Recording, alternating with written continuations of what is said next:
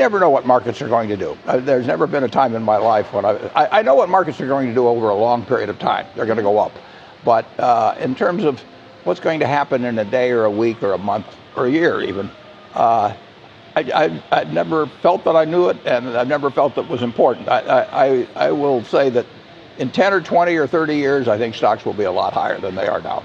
You know, I know you look at things like that, but I also know that you look at stocks and try to decide if they're fairly valued, if they're overvalued, if they're looking cheap at this point. And we have been waiting for a correction for an awfully long time. That's finally come. Do stocks look cheaper to you, just based on where we've come?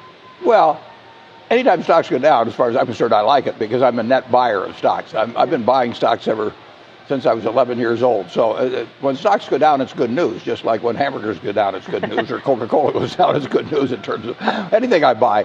But you know, stocks are going to go down. You could probably look it up as to what percent of the days of the, since I was born, they've gone down, and maybe it'd be 30% or something like that. And you can't predict what stocks will do, but in the short run. But you can predict that American business will do well over time. And just take the 20th century. Stocks went from 66, the Dow average, 66 to 11,497, and you were getting 3 times as much in dividends as the whole average was selling for at the start. And you had 2 world wars, and you had a Great Depression, flu epidemics, all kinds of things.